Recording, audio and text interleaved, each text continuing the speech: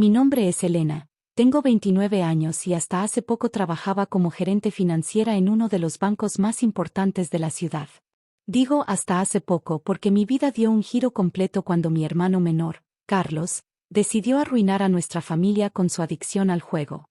Todo comenzó en una típica cena familiar de domingo. Estábamos todos reunidos en la mansión de mis padres. Mi padre Ricardo, director de una importante constructora, mi madre Laura, siempre pendiente de mantener las apariencias sociales, mi hermano Carlos, de 25 años, quien supuestamente trabajaba en la empresa familiar, y yo. Elena, ¿cómo va todo en el banco?, preguntó mi padre mientras cortaba su filete. ¿Sigues con esa idea de abrir tu propia consultora? Sí, papá. De hecho, ya tengo ahorrados casi $250,000. En unos meses podré. El sonido de cubiertos cayendo me interrumpió. Carlos había dejado caer su tenedor, su rostro pálido como el papel. «Carlos», preguntó mamá. «¿Estás bien, cariño?» Antes de que pudiera responder, el timbre sonó.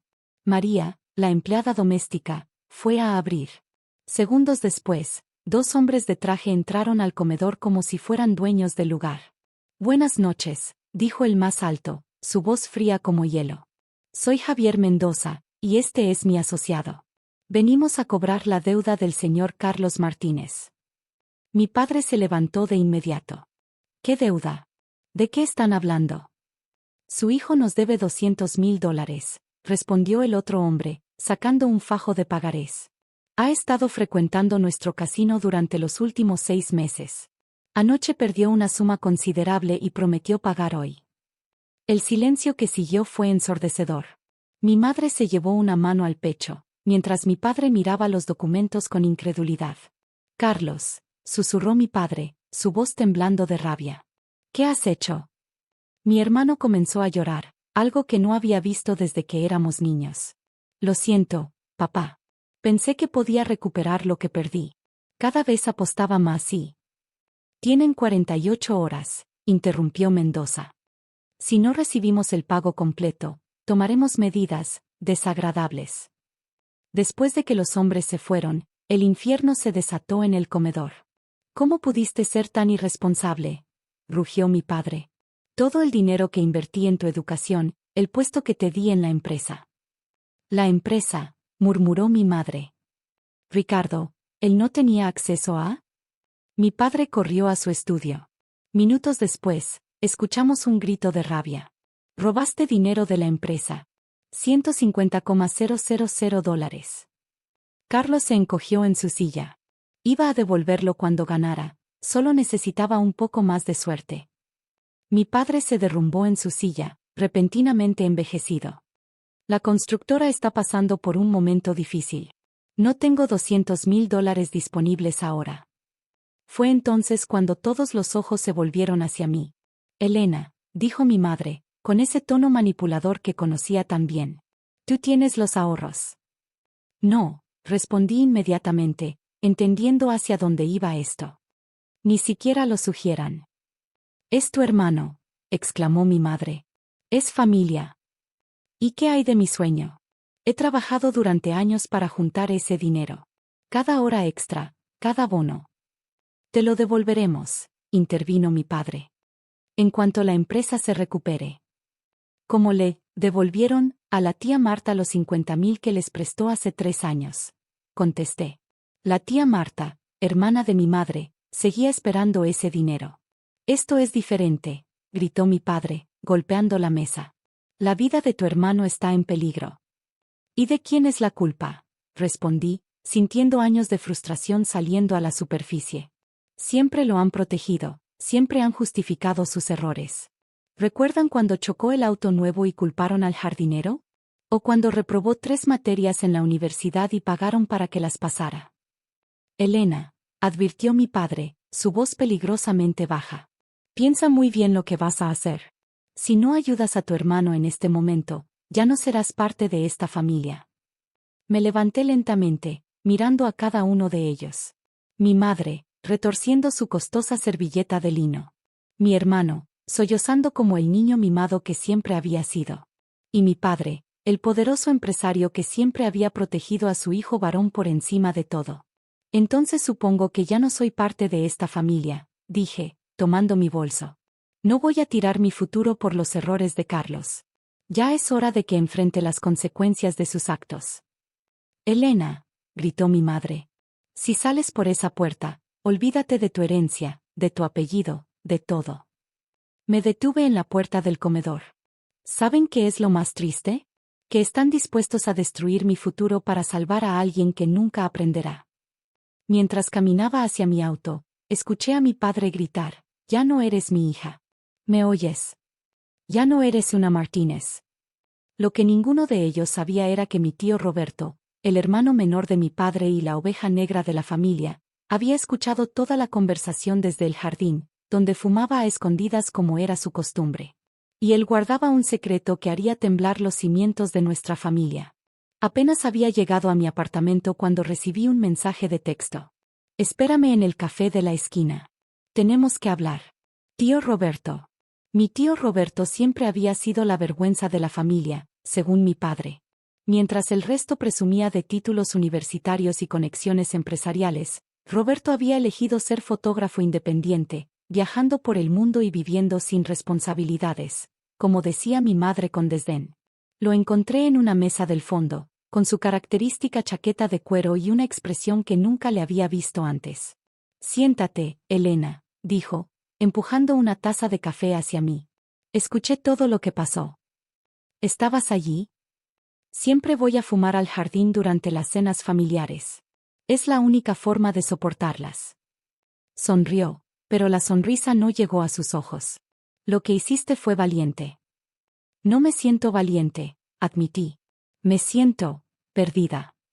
Roberto sacó un sobre amarillento de su chaqueta.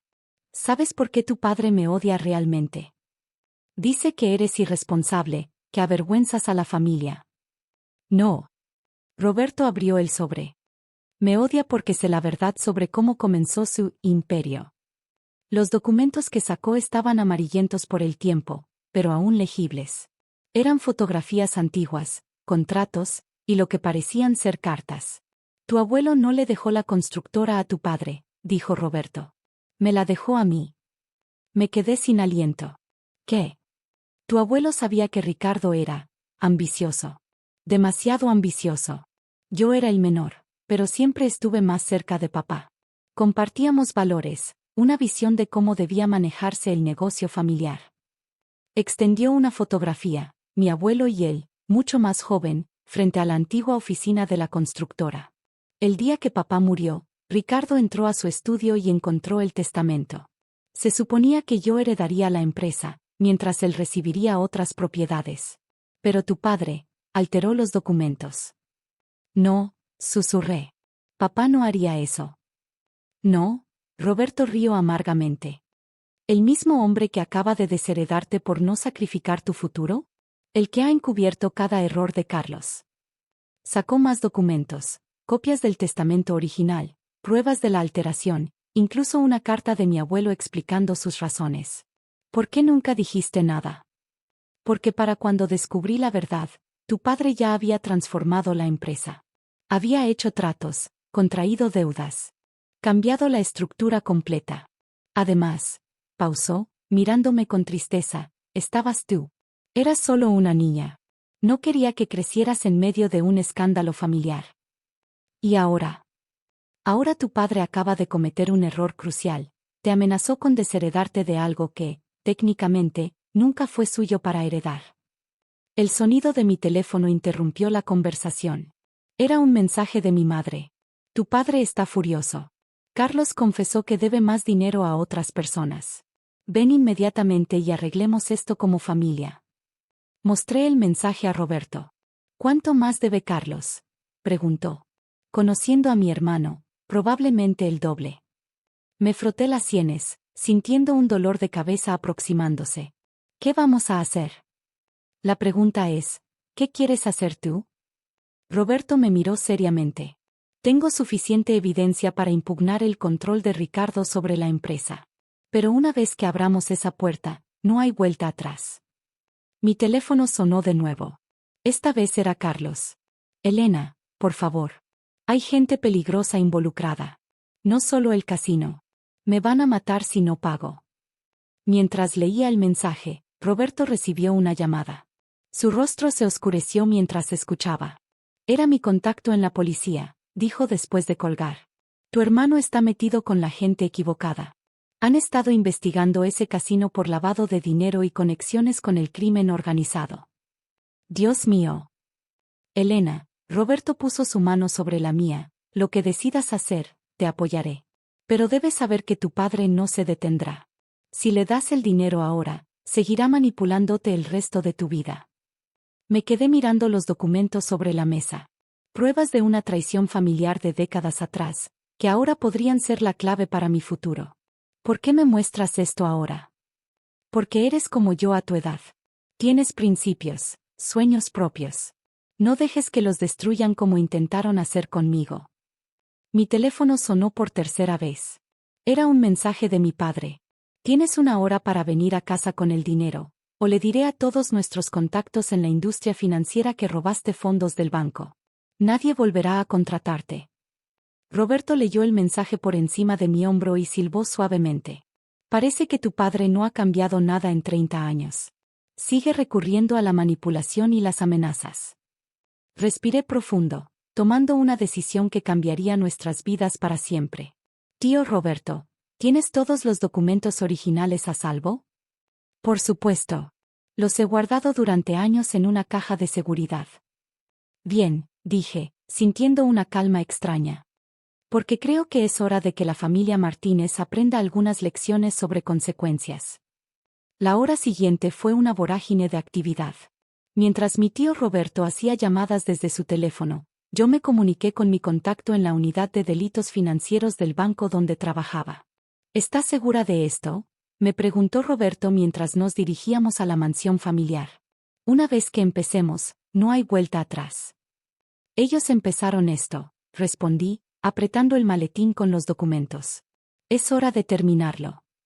Cuando llegamos, encontramos más autos estacionados de lo esperado.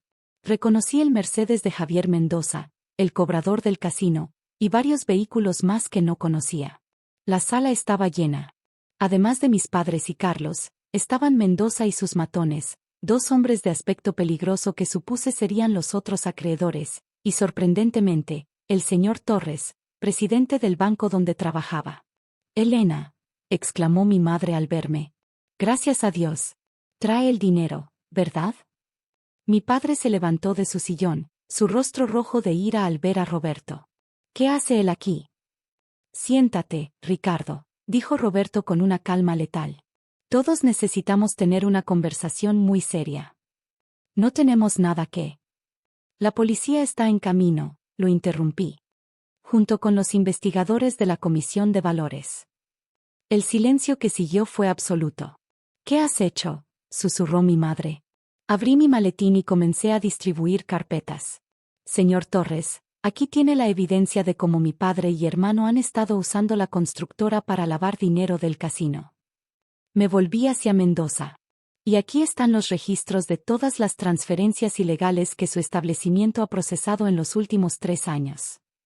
Pequeña zorra, uno de los matones se levantó, pero se detuvo al ver que Roberto sacaba su teléfono. La transmisión en vivo ya comenzó, advirtió mi tío. Cualquier movimiento violento será grabado y transmitido directamente a la policía. El señor Torres hojeaba los documentos con horror creciente. Elena, dijo, esto es muy serio. Lo sé. Por eso también encontrará mi carta de renuncia ahí. No podía seguir trabajando en el banco sabiendo lo que sabía. Nos estás destruyendo, gritó mi padre. A tu propia familia. ¿Familia? Roberto dio un paso adelante. ¿Cómo tú destruiste la mía cuando falsificaste el testamento de papá? Mi padre palideció. No sabes de qué hablas. Oh, sí lo sé. Roberto sacó los documentos antiguos. Y ahora todos lo sabrán. El sonido de sirenas comenzó a escucharse a lo lejos. Les sugiero que se sienten, dije a los hombres del casino. La policía tiene muchas preguntas sobre sus operaciones. Esto no se quedará así, amenazó Mendoza, pero podía ver el miedo en sus ojos. Elena, Carlos se arrodilló frente a mí, llorando. Por favor, no hagas esto. Me matarán en la cárcel. No, Carlos. La policía te protegerá si cooperas. Es tu oportunidad de hacer lo correcto por primera vez en tu vida. Las sirenas eran más fuertes ahora. Mi madre comenzó a sollozar. ¿Por qué?, preguntó entre lágrimas. ¿Por qué nos haces esto? Porque alguien tenía que detener este ciclo, respondí. Porque estaba cansada de ver cómo destruían vidas por mantener las apariencias. Los siguientes minutos fueron caóticos. La policía entró, seguida por agentes federales. Todos fueron detenidos, los hombres del casino, mi padre, Carlos. Mi madre fue puesta bajo arresto domiciliario mientras se investigaba su participación. En las semanas siguientes, el Imperio Martínez se desmoronó. La investigación reveló décadas de fraude, no solo el testamento falsificado, sino también evasión de impuestos, sobornos y lavado de dinero. Roberto, como legítimo heredero, tomó control de lo que quedaba de la constructora. Necesitaré ayuda para reconstruirla, me dijo un día, mientras tomábamos café en la misma cafetería donde todo había comenzado.